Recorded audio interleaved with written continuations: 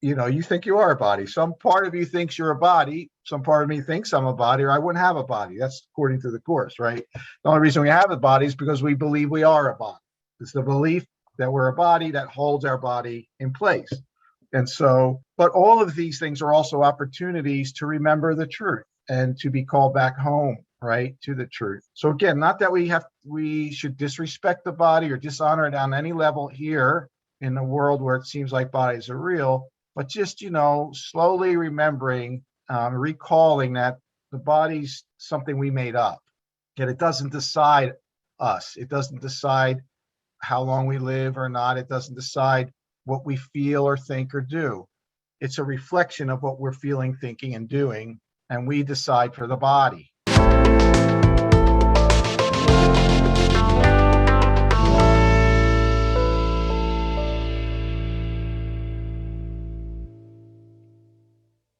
We are in charge of the body, the mind that is the truth of us. It's not the other way around, though it seems like it's the other way around. We keep the artificial separation between us. The body is a mechanism, a means to prove separation is possible. It's a wall around us, and those walls can never meet. They can bounce into each other. They can even, one wall can penetrate another, but that when there's bodies, that doesn't allow your mind to join. A mind can join regardless of the body, but the body can never join enough to create a sense of true union. That only happens with minds. The body really can't foster union. We have to do that in our mind, and the body will respond to that. So the idea is that there seems to be a gap between you and me and each other and God, right? And this is going to tell us that's not really possible. Only in a world of illusions can it seem to be happening, but it can't really occur. There is no time, no place, no state where God is absent. There is nothing to be feared. There is no way in which a gap could be conceived of in the wholeness that is his. The compromise, the least and littlest gap would represent in his eternal love is quite impossible, for it would mean his love could harbor just a hint of hate. His gentleness turns sometimes to attack, and his eternal patience sometimes fail. And so, of course, many of us have been taught about a different kind of God. And of course, as that God doesn't exist. God is infinitely patient, infinitely loving.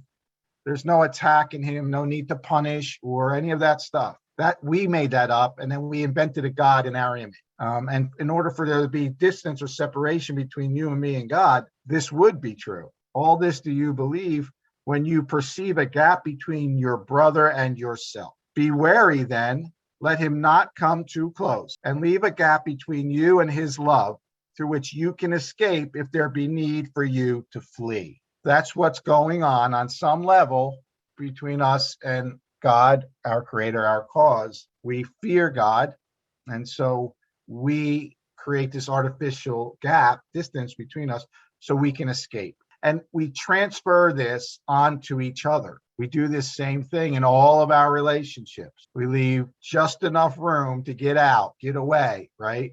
We're all doing this, not just some of us. It's the state. It's what happens when you believe you're a body. And so it's qualified agreement. As long as there's some gap, it's safe. And violating this was thought to be a breach of treaty, not to be allowed. My autonomy is number one. Do not get too close. Do not invade my space. And so the gap between you and your brother is not one of space between two separate bodies. The body seems to be doing this. It is the symbol of a promise. The body is a symbol made to meet, promise made to meet when you prefer, and separate till you and he elect to meet again. That's what the body allows. If there was no body, if you were just your energy and they were just their energy, just the truth of them, your truth of you, it's like putting water next to water. And so the body is this agreement we made to keep our droplets separate. Now, I want you to think about this in terms of whatever's showing up in your relationships today with your mother, your father, your sister, your friend, your buddy, your boss, your employee, your husband, your wife, whatever, and whatever drama is going on. And consider it in light of this, and consider the possibility that the only reason the drama is actually there is so you can justify getting away and getting some separate space and building your separate self again. That is what the Course would say. All attack, all conflict is designed for. It's never really about what you think the conflict is. It's a way to get away. According to the Course, the truth is you don't need anything. You are everything. You're one with everything, and everything there is already yours. And it's an illusion that somehow you don't have access to everything.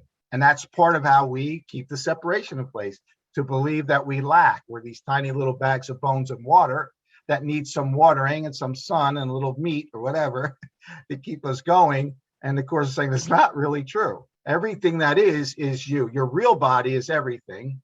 And if you got the truth of that, there would be nothing you couldn't move into your sphere while you think you're a separate body.